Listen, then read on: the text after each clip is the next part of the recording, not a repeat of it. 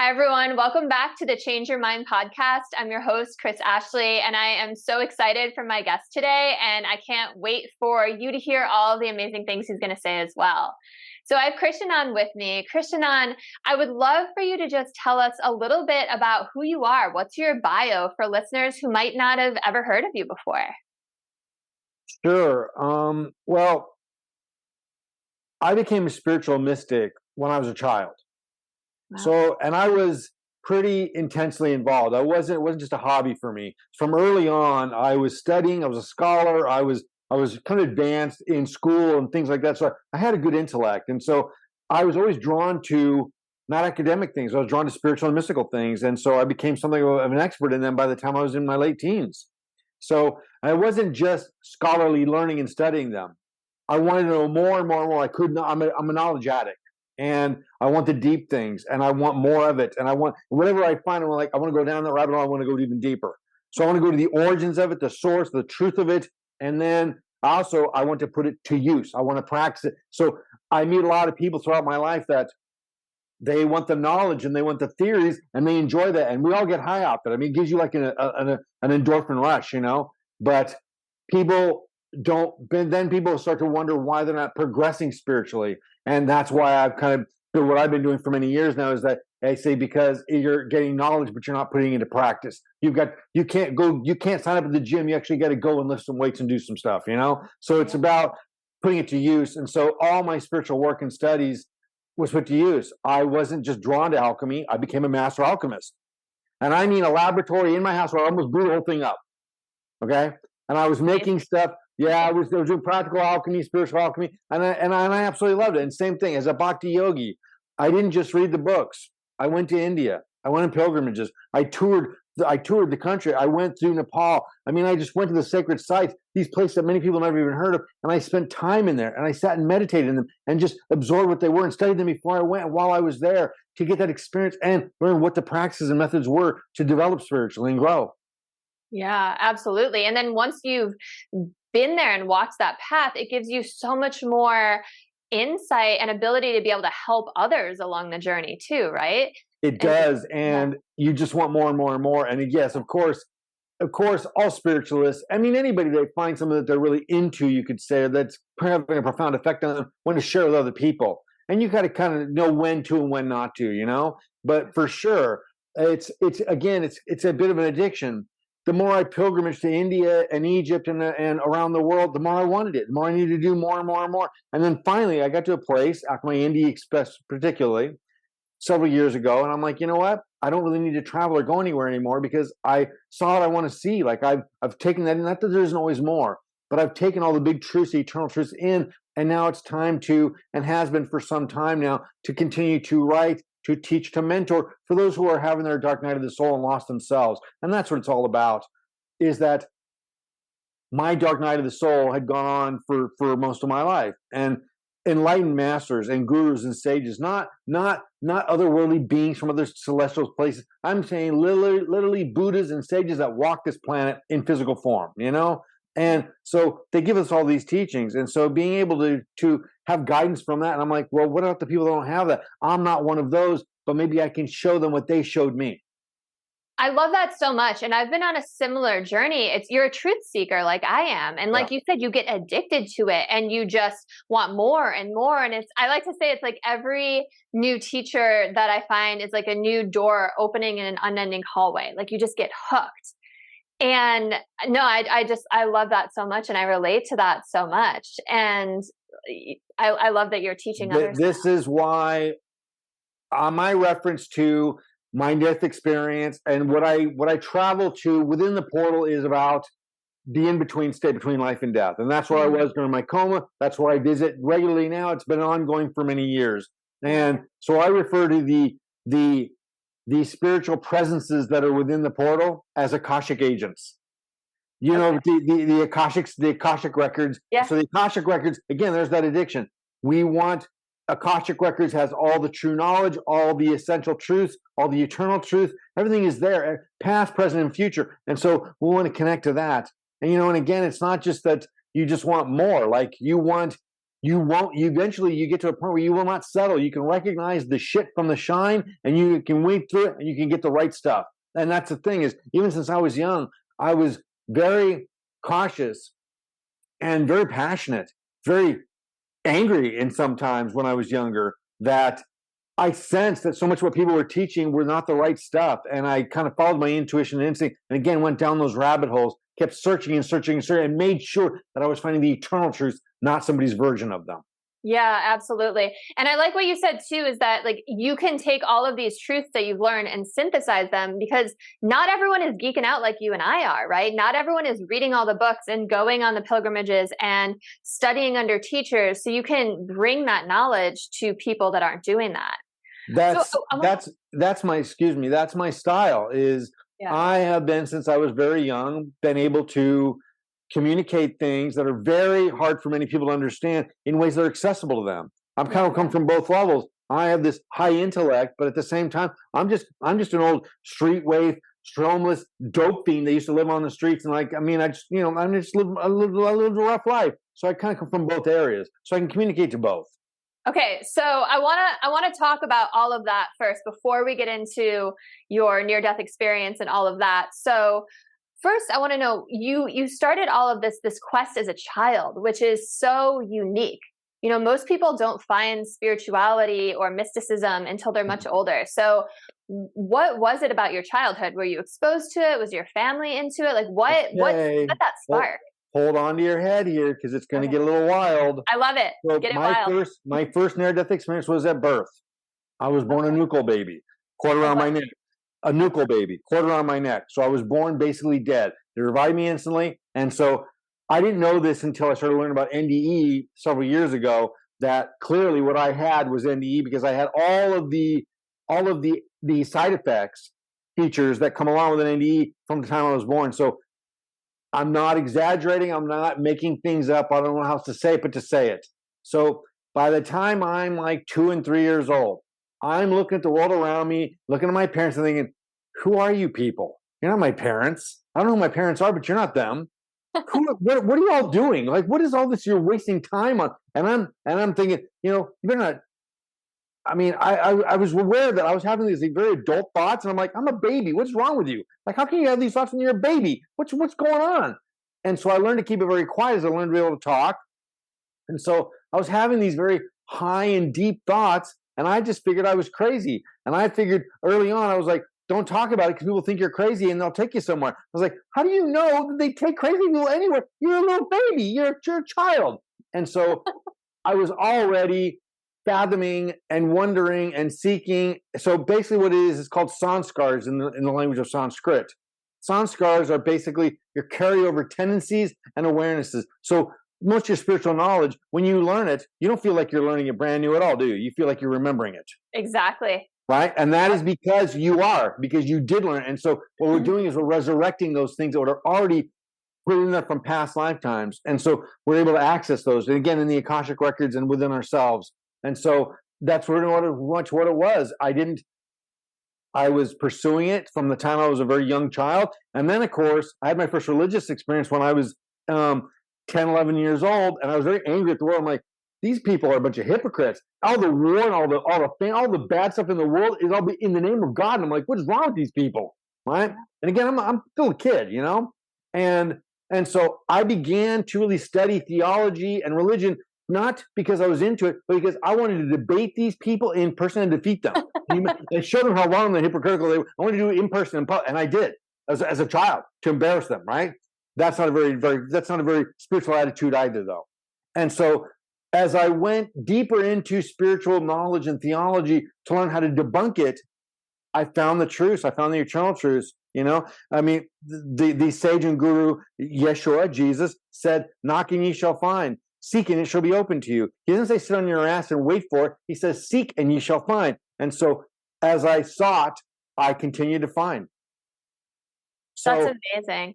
Yeah, and so I got into the occult when I was in my preteens, and again, drawn to, of course, I was into Black Sabbath and all kinds of fun, dark stuff, and that was kind of fun times. But my friends were into it kind of like as teenagers would be. But me, I'm like getting ingredients and potions and making things. I'm doing an alchemy lab. I'm making potions. I'm doing witchcraft. I'm doing spells. I'm doing incantations. I'm not doing anything evil. I'm doing things to elevate my consciousness because I'm intrigued by it, you know? So I'm practicing it. My friends are like, okay, you're a little bit too serious, you know? And I'm like, well, I thought we were like, yeah, this wasn't just like some kind of little happy thing to do on a Saturday afternoon, man. I'm into this stuff. You know, I want to know about it. Yeah. And so I continued to develop that. And so then by the time I was in my 20s, had my first Kundalini event, which is a major one, full-blown Kundalini. And then as I got into ceremonial magic, became a third-degree ceremonial magician with the Ordo Templi Orientis.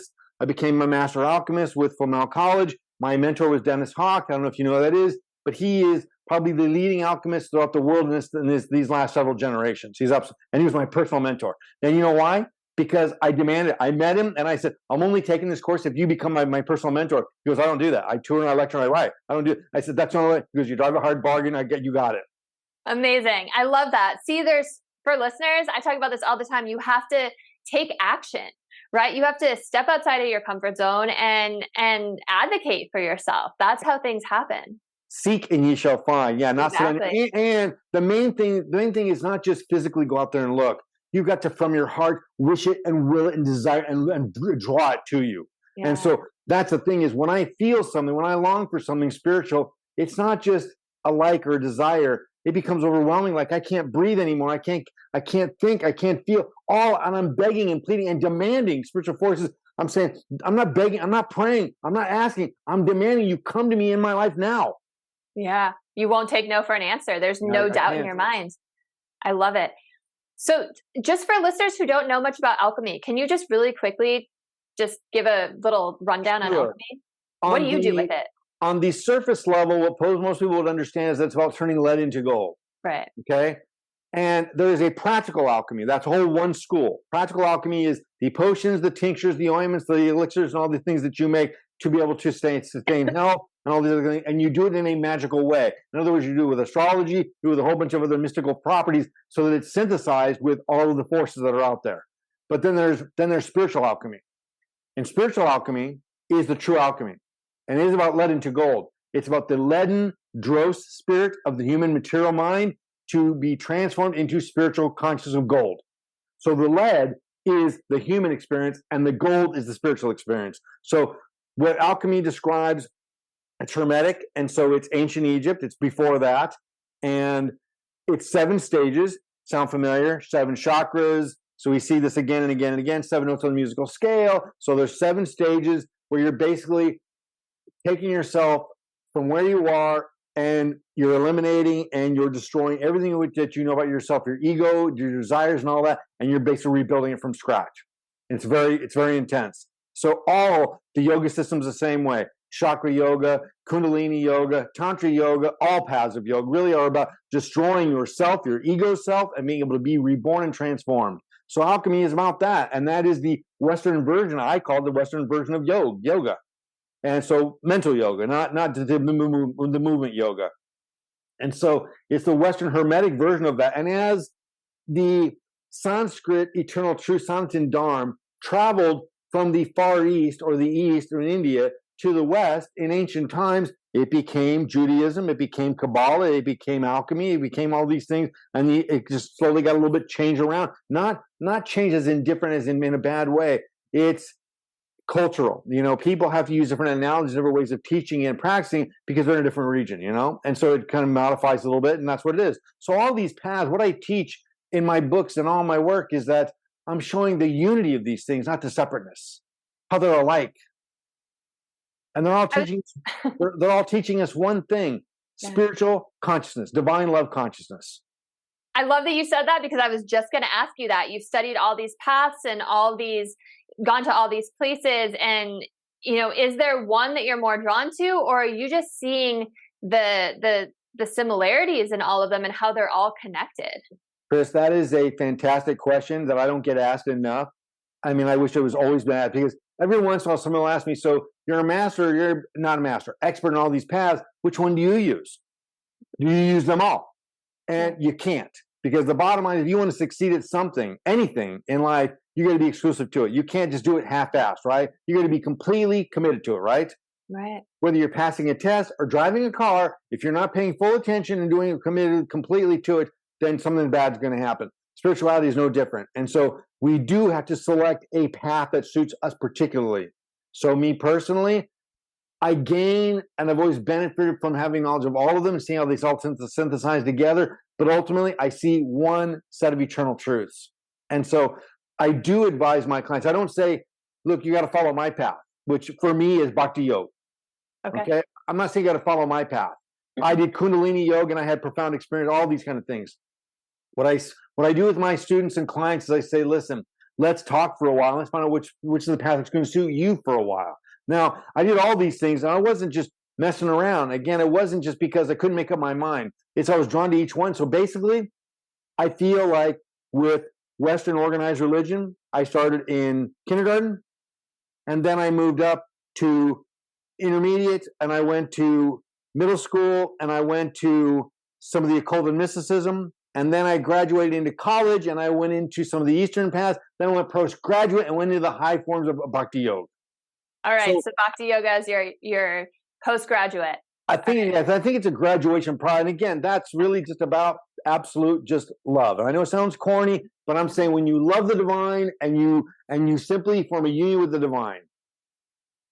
Do you chant and sing and all the things too then?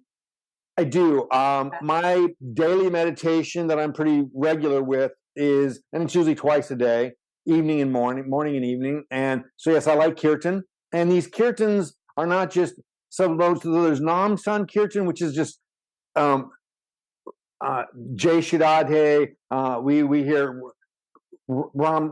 Jai Rama, Jai Krishna, and the call and response. But what I like are called Pad Kirtans. Pad Kirtans have verses and tell stories, and they're beautiful and they're wonderful, and they get me absorbed in a story. Because otherwise, my mind just I get bored, you know. So Nam San Kirtan, I love it, but I can't stay focused because my mind wanders. But Pad Kirtan has stories to it, has verses, and the one that I use are written by Rasic saints in India over thousands of years. So the original deals. That's amazing. I've been to regular kirtans, but I had no idea that there was any other besides the call and response, and which are beautiful, by the way. Oh, no, these are call and response. It's just the difference is that they're verses. Okay. So your Nam San Kirtan, Nam literally means name. And so Nam San Kirtan is Jai Rama, you're saying Ram's name, and then you respond with Jai Krishna, right? Sri Rama, Sri Krishna. So, that's a Nam San Kirtan. Pad San Kirtan, P-A-D, Pad San Kirtan is verses that tell stories. They're called Leelas. Leelas are the divine acts that saints and sages and avatars do when they're here.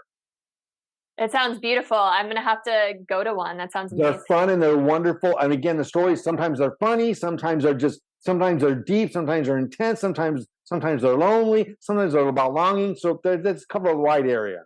Yeah. The other thing I love about Bhakti is the community too, right? Because you do it in community so often. For sure. I just came back from living at the ashram. I'm living in an ashram in the US for about 3.5 years. And it was a Bhakti Yoga community. Yes. I say yoga, please forgive me. I say yoga because the true Sanskrit pronunciation is yoga. That's what I'm used to. So yoga is like a British affectation of it. So excuse me, I'm not deliberately saying it wrong. I'm saying I've been so used to saying it the correct way that it just comes out that way. I don't want people to think I don't know the difference. No, thanks for clarifying that. As someone who owns a yoga studio, I appreciate that.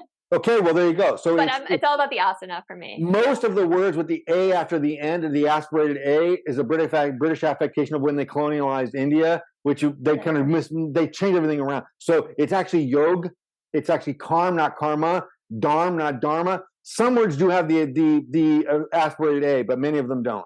Wow. Well, thanks for teaching me that. I'm learning so much from you. And there's so much more I want to talk about with you. Okay, so we talked about your childhood and your first near-death experience. And you mentioned you had a dark night of the soul where you were on the streets, maybe? Is that what you said? Yeah, I mean, well, that wasn't the cause of it. I mean, I've been in a dark night of the soul kind of all my life because I just don't want to be in the material world. I want to live in the spiritual world. That's it. They say that people who are here as like volunteers and who are here to like help raise the consciousness of humanity have a really hard time being here. What's that? Indigo children. Yeah. Yeah, and just any kind of volunteers have a hard time being here. It's like they don't want to be here because they're That's not. right. No one's from here, but they just really want to go back home. There's like a homesickness, right? That's right. Yeah. That. Listen, dying was easy and being within the portal was great. Living is hard, and I have no desire to be in the material world. None. Yeah. And listen, I have adventurous life. I've been scuba diving around the world, skydiving. I ride a motorcycle. I have a great time. I've had great lovers. I have a good time in the material world. But at the same time, it's just no matter what you do, it's going to be temporary. It's going to be limited, and you're always going to. It doesn't feed your soul. The only thing that feeds your soul is spirit. And so I want my soul fed, not my body, my mind. Yeah, absolutely. So let's talk about your near-death experience. Can you tell us what happened? Sure. I was in my office as a private practice counselor, which I'd been working in this office for 7 years. Okay. Now, understand that again, I'm not some degree carrying therapist. I started from nothing, and I built a reputation just helping people to find through their dark night of the soul and resolve behavioral issues. And I became very successful at it because I really cared about what I did. That morning, I had 3 clients reschedule, send me a text, and that it happens, but not 3 in a row. And suddenly, I went from having booked back all day to having 3.5 hours to kill. And I'm like, what am I going to do? So I went on my motorcycle, which I rode to work that day. I got on it, and for the first time in 7 years in that office, I left to go up the street to the clinic to get a physical. And for the first time in 7 years, I turned right instead of left, and I don't know why. I will never know why. I never turned. The left turn was an easy, quiet side street into town, which I always took. The right turn was a busy boulevard with some intersections. To this day, I don't know why. That one day I did. And 2 blocks later, I had a left turn lane just for me with a green turn arrow, a little arrow just for me. And as I eased out to my turn, a full-size SUV went through the light, hit me in the face, killing me instantly. Now, miracle number 1. On one corner is a tire shop, and out front of that tire shop is a pastor on the phone. He's only there, which I found out just a couple years ago because I didn't know about this until somebody told me about him because my memory was gone. He was only there because his daughter kept nagging him to go with her to get tires on her car, and he reluctantly went. He saw the accident happen, was on his cell phone, and thought, oh my God, God put me here for a reason today. And he rushed over, and he was the first one to pull my body out from under the wreck. Excuse the emotions. It's not the trauma, Chris. It's when I think of somebody having to see this and witness this and be worried and concerned. I don't want to be a source of pain to anybody. And from that moment, I'm a source of pain. He pulled me from the wreck, and I'm bleeding from my eyes, my nose, my mouth, and my ears, and I'm dead.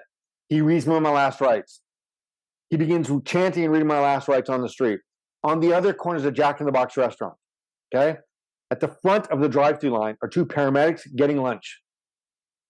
Had they been in the back of that line, I wouldn't be here. Had they wanted tacos instead of burgers that day, I wouldn't be here. Yeah.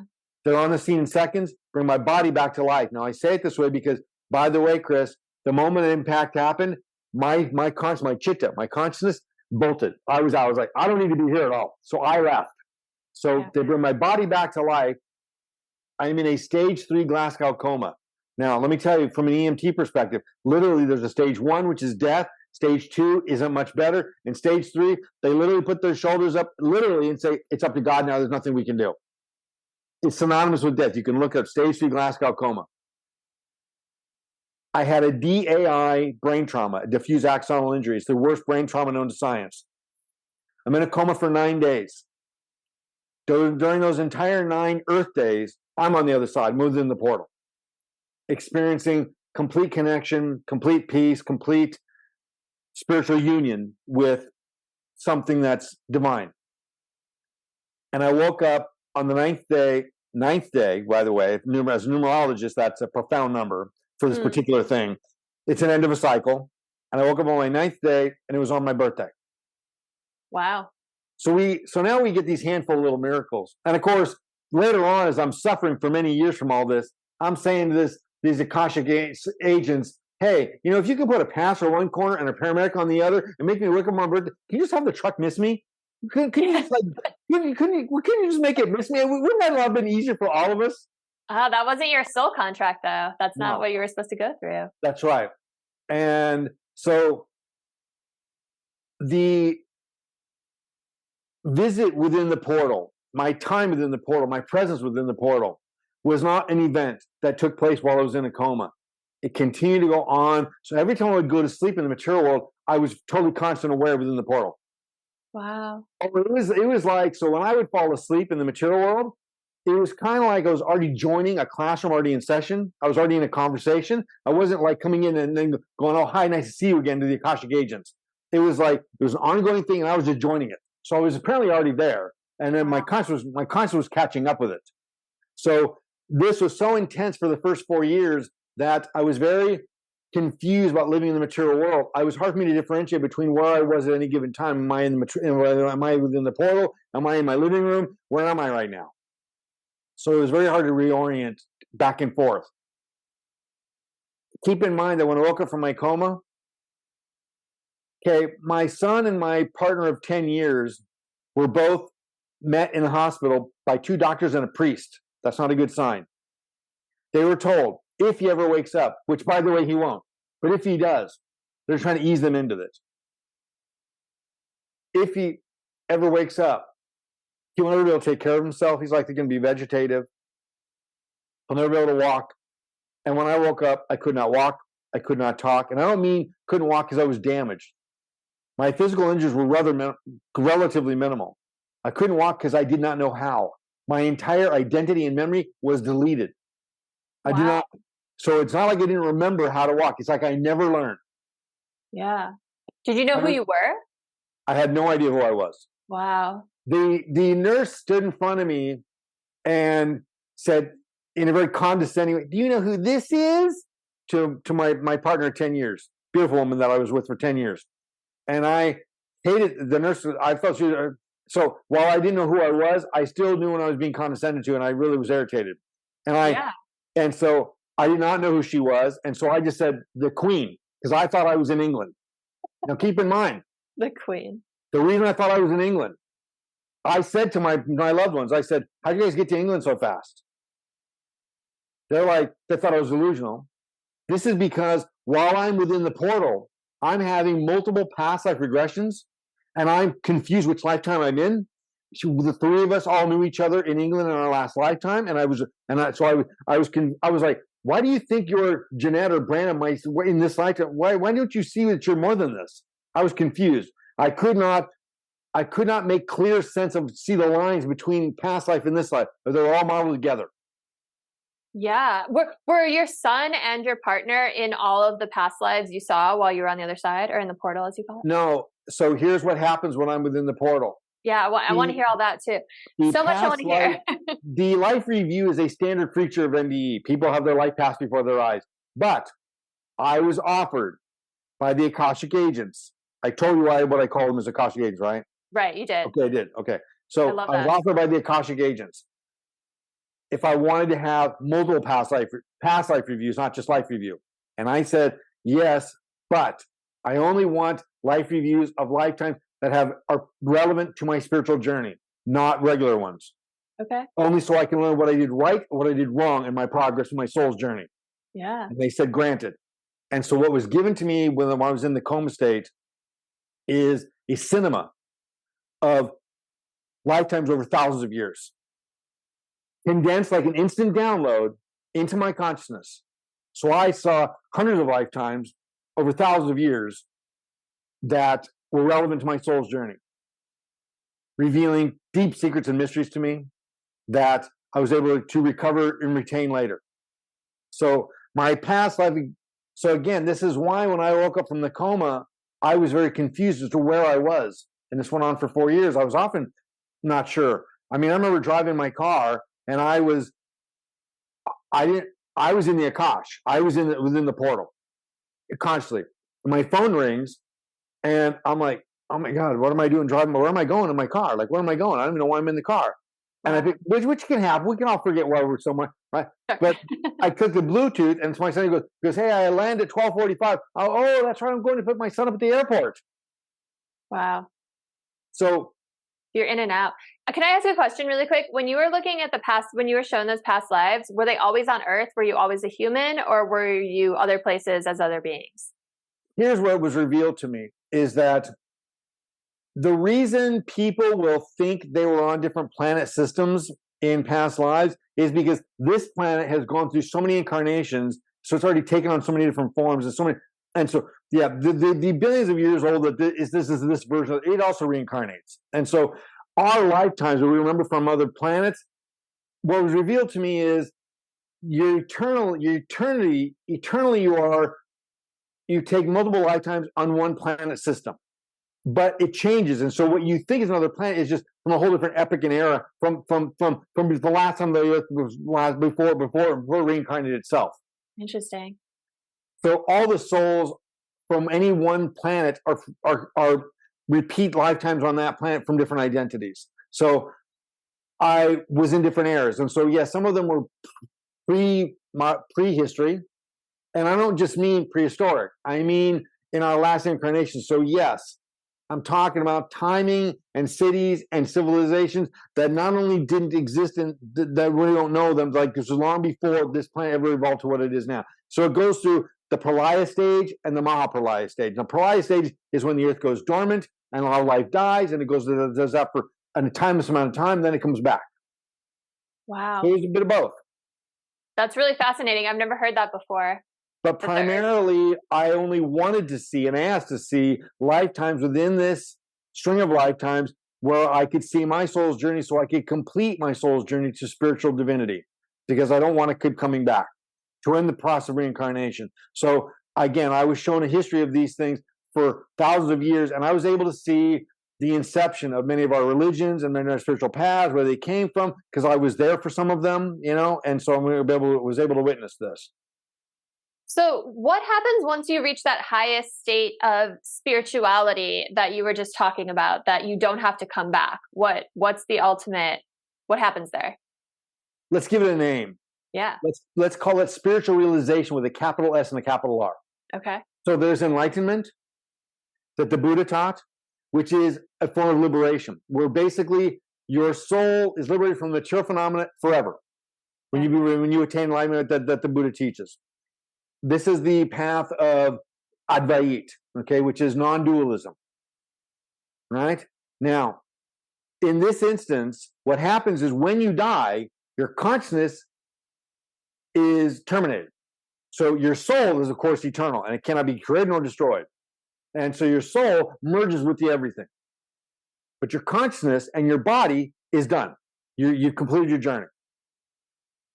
So the other option is called Vait. So it's Advait and Vait. Is always a negated prefix for Sanskrit words. So means like non. So Advait is non-dualism, is dualism, and Vait is dualism, excuse me. Again, I'm getting mixed up. So what I want, the other path is you can either become one with everything, which is basically like being one with nothing, or you can be one with the divine source itself, which has personality and mind and is love. And you get to retain your awareness. I don't know about you, but I want that. Yeah, no. So I've always heard that that's the ultimate, where you merge back with source, with God, and it's just pure love, and you retain all the memories. But go ahead. Yeah, but you have to retain your consciousness to do that, because again, the Buddhist path, the Buddhist path of monism is that you become one with everything, but your consciousness terminates. And again, the Buddhists, and same with the acharyas in the Advait paths within yoga. They teach the same thing, that when your life ends, your consciousness ends. So you can't have awareness of it. So you're in that perfect beauty and spirituality, but you have no awareness of it. You're not aware of it. Because you have no way to perceive it, because you have no mind anymore. Sure. Now, the other option that the Sanskrit texts teach is, or you can attain spiritual union and keep your conscious. Your conscious becomes divinized. Yeah. So instead of having a material mind, it becomes divinized because your regular conscious cannot handle the divinity. So you become divinized. Then you become one with the divine power, and you get to experience and be aware of it as well. Yeah. Why would anyone choose the other route? They don't know any better. Okay. And it's like Buddhists look at the Buddha as a person that became enlightened. Sanatana Dharmas, Hindus, look at the Buddha and say, no, he's an avatar. He came on a mission to teach the Advaita path of monism. So, because many people were not accepting the religious and the spiritual to begin with, they were all rejecting it. It was a very toxic time, so much like now, many other times in history. So there are many sages. Shankaracharya also taught the Advaita path, but he taught it with God. So if you think about it, Buddhism is an agnostic path. It has nothing to do with spirituality and God. That's true. Yeah. Right. And Shankaracharya, which was virtually a contemporary of his, virtually pretty close, he taught the exact same thing, the eight stages of yoga, the eight paths of the Buddha and the 8 stages of yoga to attain union. And again, same thing. The difference is that the consciousness terminates. Yeah. And so to me personally, I think the highest form, the ultimate journey would be to attain divine love, awareness, and to exist in that forever. Yeah. No more reincarnating in the material world at all, to be one with and serve the divine love. So let me ask you, the way that I've always been taught it and understood it is, Source kind of sent us off into these trillions of souls to go have experiences and learn lessons and climb this ladder essentially through these schools back to Source, back to God, right? So, if the ultimate is that we're getting back to God, let's just forget the other option where your consciousness goes away. Okay. Then do we ever recycle back out and start over again? Or is he just creating more souls to go do that? Or like, what's the cycle? Okay. As far as your understanding. There's no, and again, what I'm sharing with you is what I've studied out throughout my life, the eternal truths, not my version, and also what I was confirmed and verified while I was within the portal and continue to be. Yeah. So there is no new souls because souls are infinite in number. There's an infinite and they're all eternal. So there's no beginning, there's no end. It's infinite and eternal. And once you attain realization with a capital R, spiritual realization, so there's enlightenment and then there's spiritual realization.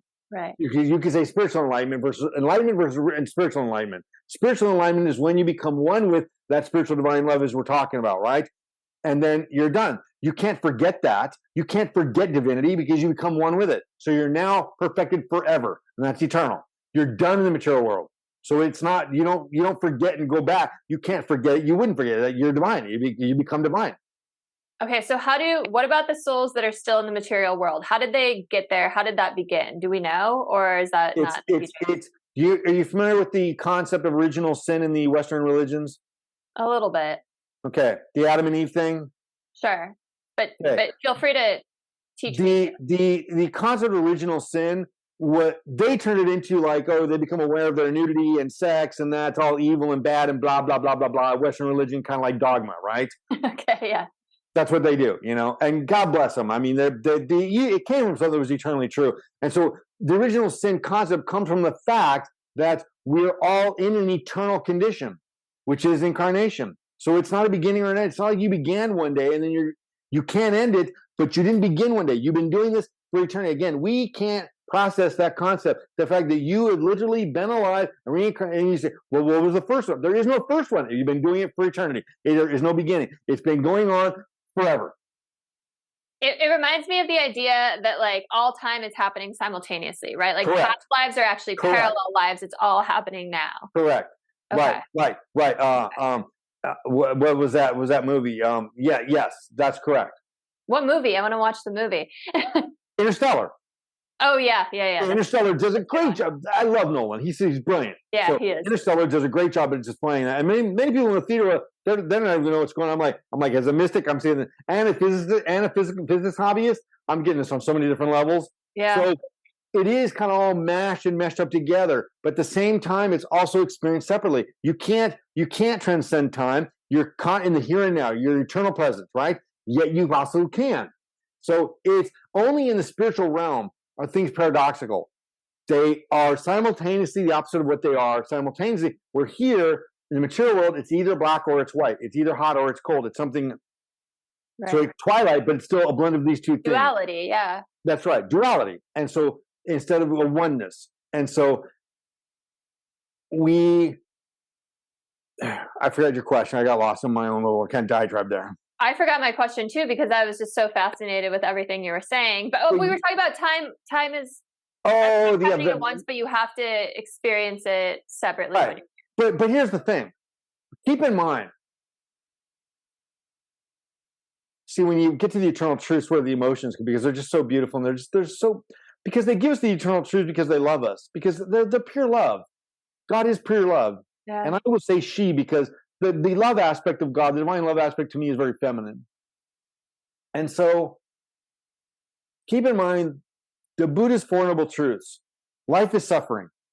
The cause of suffering is desiring. To end suffering, you must end desiring.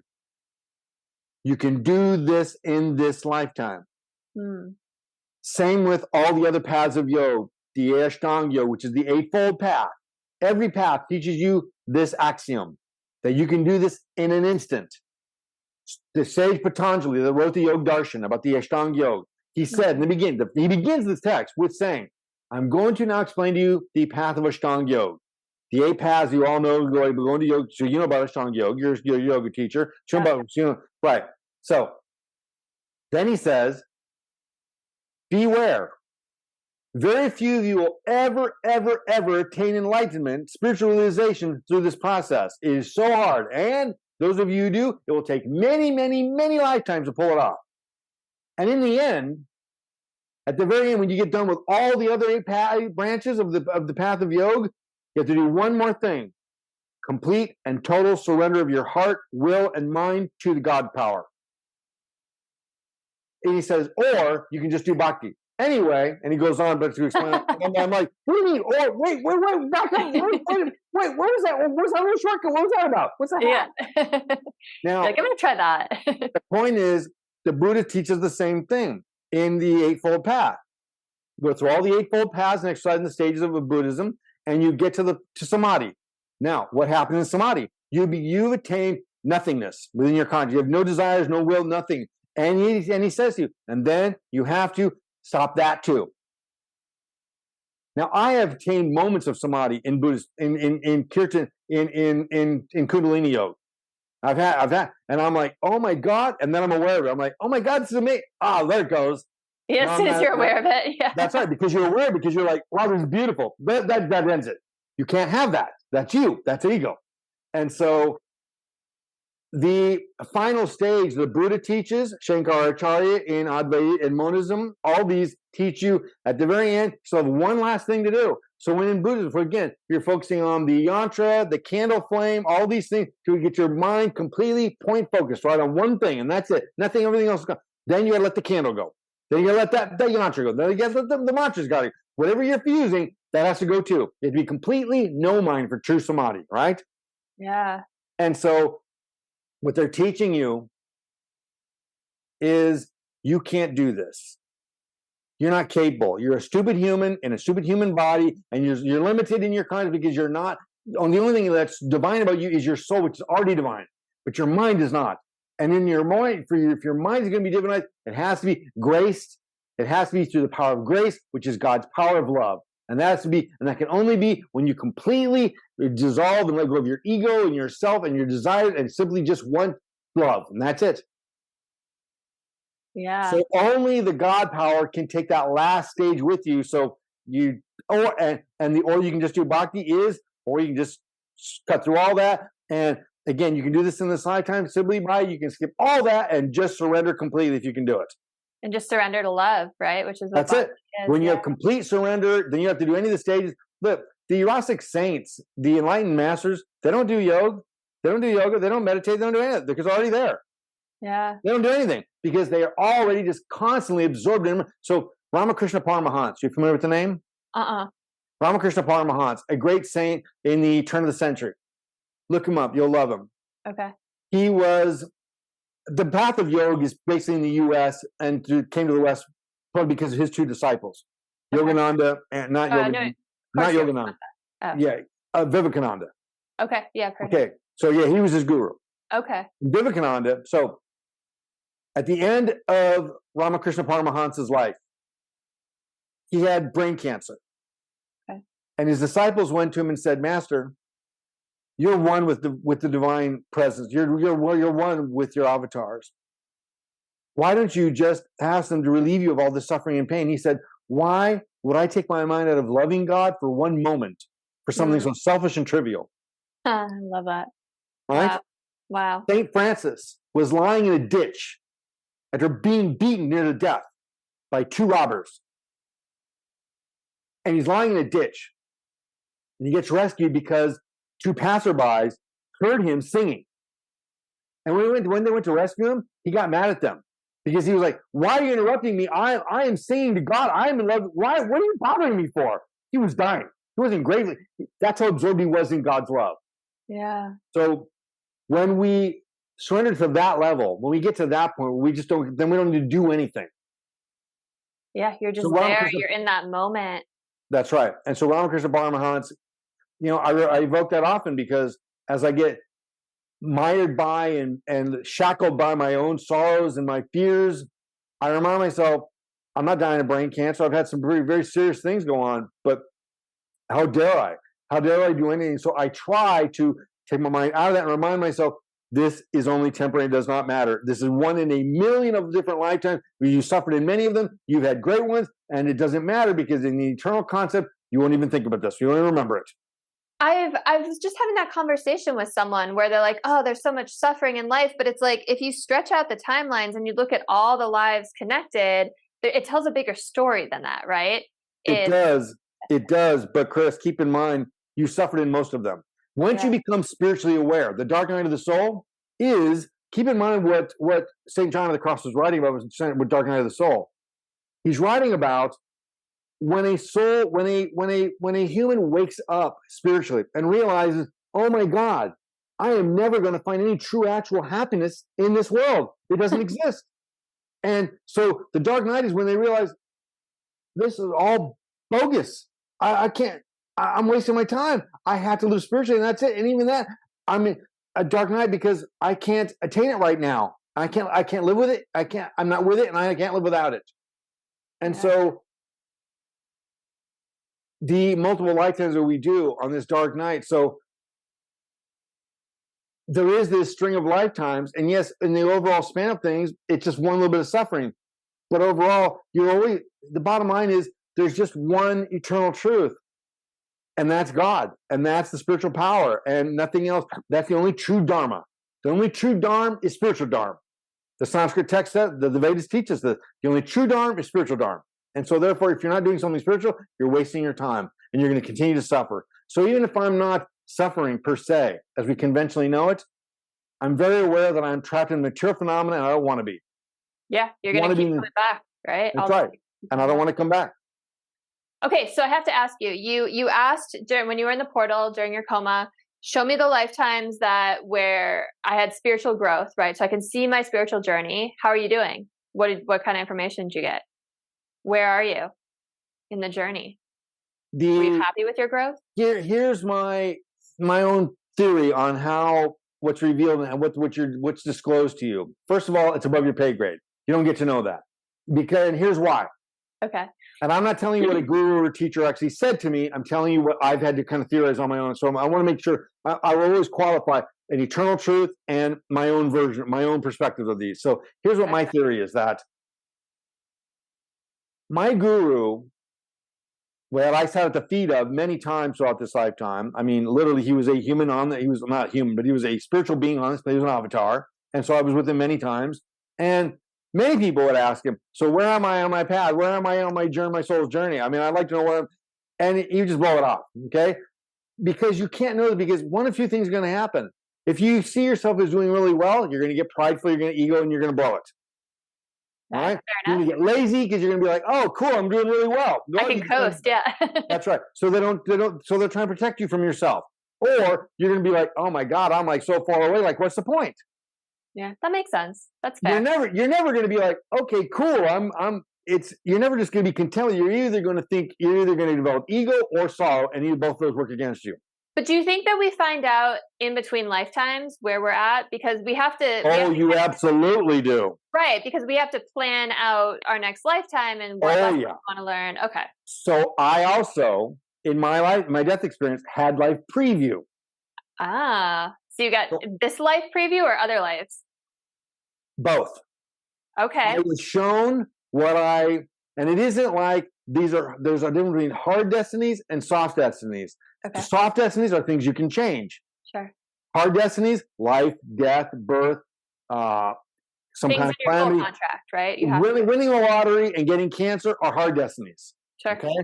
Everything else, other things may be soft destinies. And so what is revealed with a life preview is it wasn't just for this lifetime. I was given a preview of what I could expect that's coming up so I could learn how to deal with it. And I was also given a brief preview on many different lives that I could have in the future based on what I did in this lifetime. So it's kind of like the Ghost of Christmas Future. Yeah. Right? Okay. Dickens was pretty brilliant, and I'm not a fan of his work actually, but he was actually way ahead of his time. I mean, that is a phenomenal story. It is. And so the Ghost of Christmas Future literally is showing you what you can do if you don't straighten your way. And so the life preview, many people in many NDE years, you've probably met with many of them, haven't you? Mm-hmm. And I've gone down those rabbit holes, yeah. That's right. And so the thing is, NDE, most of them will tell you the life preview, the life review, right? Right. But very few will tell you the life preview. The thing is, what was revealed to me is that we all experience it. Whether when you're within the portal, when you're in between life and death, you experience both no matter what. It's a staple standard part of the procedure. But most people don't retain life preview. I retained mine because I did a lot of conscious work before I went into this thing. I was already a mystic and qualified in many areas. Right. And so my life preview, and again, I don't know if this was special, I don't know if I was offered something, I don't remember that. All I know is that I saw a life preview of what I was about to endure, and I was terrified because I saw the loss I was going to experience. This book is beautiful, and it's a triumph over tragedy. But Chris, it's also, as life is, some of the tragedies in here are undeniably just shocking and devastating and very emotional. And the triumphs are proportionate. And so I was given this view before I was released back to my body, which was laying in a hospital bed. And I was asking the Akashic agents, how am I going to deal with this? Like, I don't want to deal with that.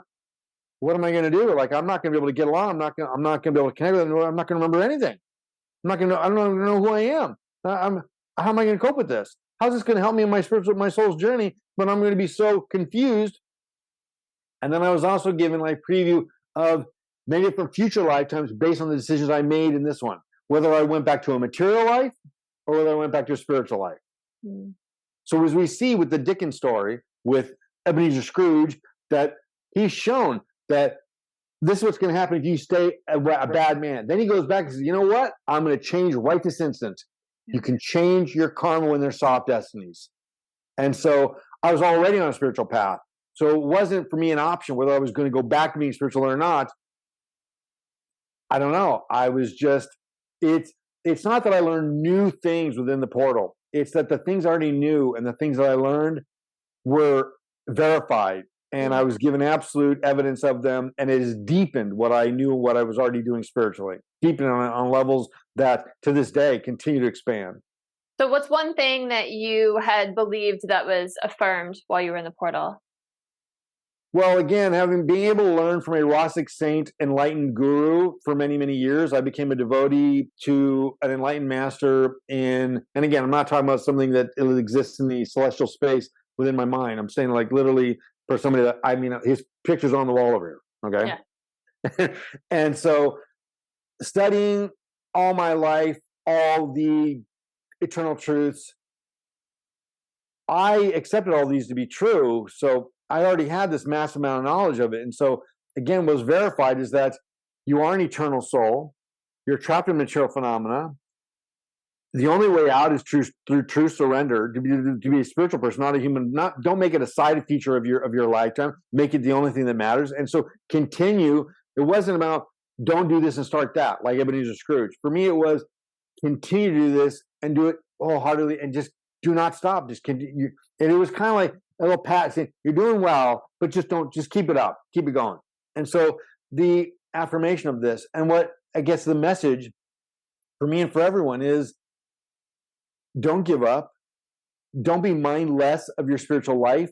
It's the only thing that matters. Your body comes and goes, it dies and it gets reborn, but your soul is eternal. And this is what you have to feed is your soul. Yeah. And this is what I'm trying to do with my work, my books. I mean, I have, I think 8 books now. This is the whole thing. This is broken down into 4 books. So the Cosmic Consciousness series of books, here's one on tarot.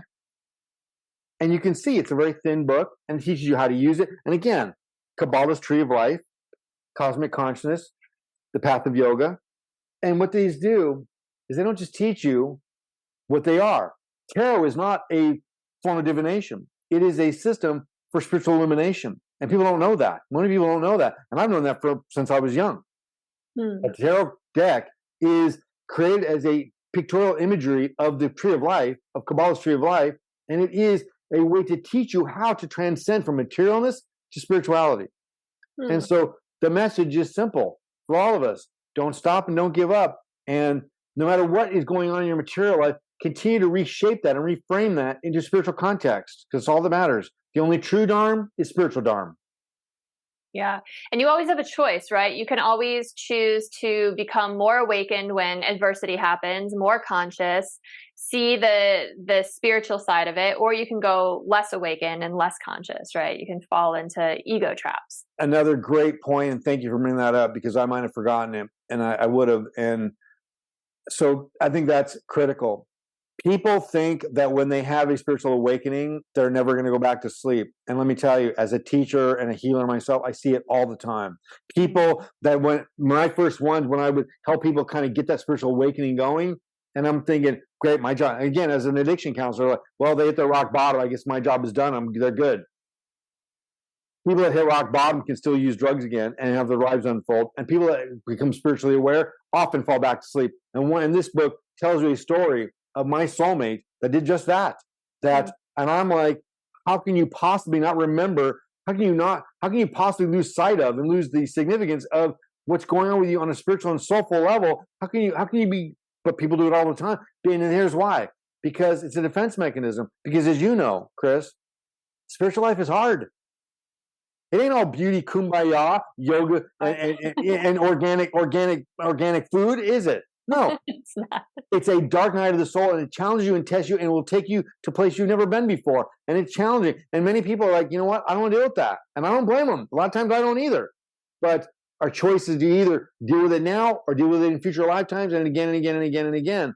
And so, unfortunately, I see people go back to sleep all the time. And what I'm reminding them always is, don't just be spiritually awake.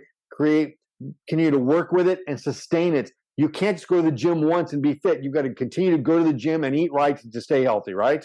So That's why I look at myself as more of a spiritual. I look at myself as a spiritual fitness trainer. I'm here to help. I'm like your coach. I'm in there like getting there and practicing. Here's the knowledge and here's the practice, but you got to do the work, you know? Yeah. And that's what my guru did for me. He said, here's the knowledge, here's the truth. And if you do the work, because I'm an enlightened master, I'm going to also grace you with the results. Yeah. And so I can't grace you with the results. All I really can do is teach them the path. But when you align yourself with a spiritual force, like an enlightened master, present or not present, well, then they